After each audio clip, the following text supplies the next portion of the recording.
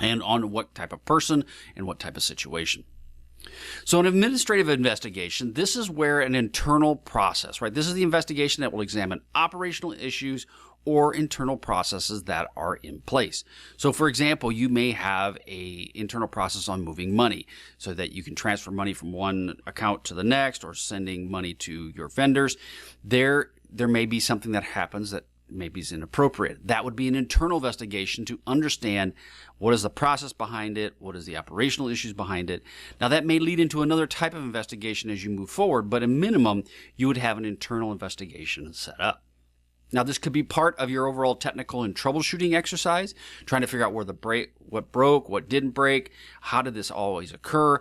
This could be part of this overall plan. You most likely will need to have support of HR potentially even disciplinary actions on an employee. Now, I would recommend you bring in HR at the beginning of this whole investigative process. The reason is because you don't know where it's going to take you.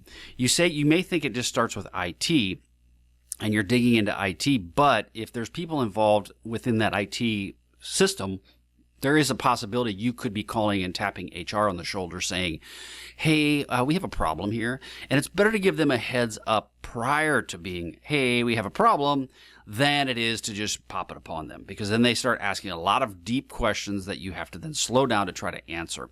And if you have an ongoing investigation, you may not want to slow down specifically for that reason. Now, there's operational aspects that may require significant documentation. This is resolving the issue should be your primary concern. And then after that, you want to understand the root cause analysis aspect of it and then document that and ensure that you have something built for this situation.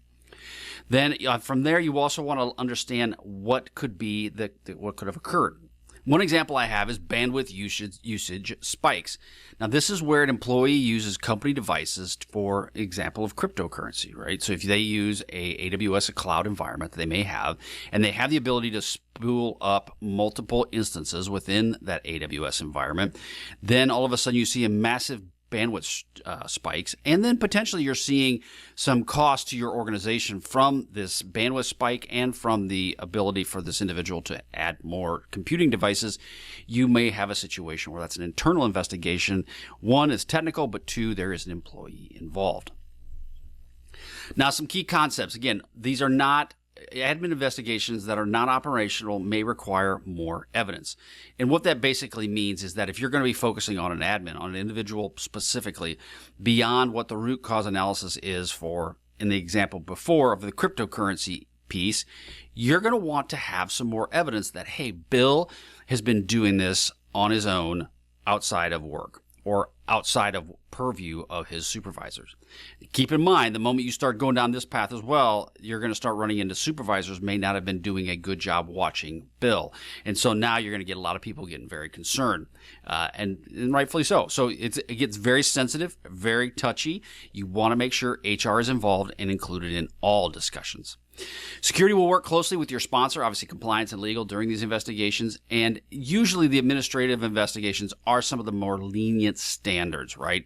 The reason I say that is I've had many times where I've dealt with employees that have done things that have been maybe not the most appropriate, and so what ends up happening is you talk to them and the inappropriate activity then tends to stop, or at least migrate to some place where I wasn't watching.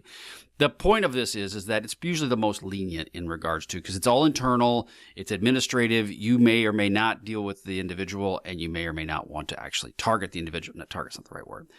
Focus your attention on the individual. So, but one of the things you'll want to deal with, though, is if you are dealing with employees, depending upon their location, it could become a bigger issue. I.e. Europe, you have to have different types of evidence, you have to have other people involved. Investigations that I've had within Europe, I've had to bring in the local HR person within Europe and then work very specifically and closely with them. I've also had a European IT person involved in that discussion as well, just to make sure that all the evidence that I'm sharing is tied to that specific European IT location. So again, it's becoming a bigger issue, especially in Europe, so it's something to consider there.